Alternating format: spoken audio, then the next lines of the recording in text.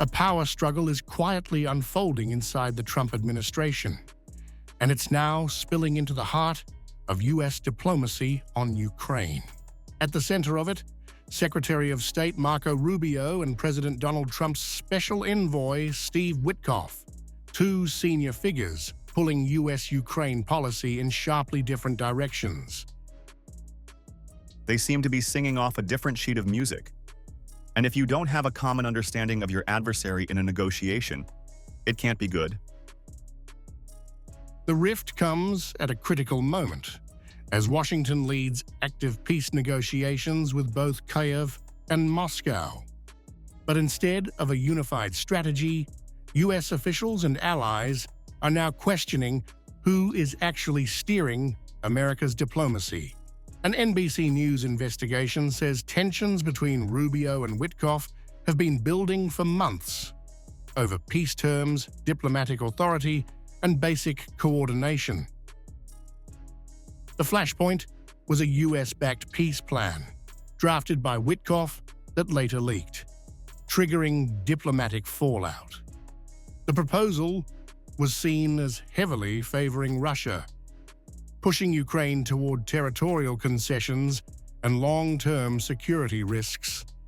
Rubio stepped in, working with European allies and Kyiv to revise the plan, removing some of its most controversial provisions. It is so clear that Rubio has been cut out of this.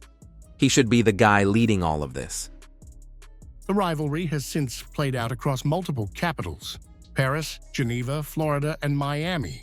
NBC News reports Witkoff arranged or advanced meetings without informing the State Department, forcing Rubio to scramble to insert himself into talks already underway.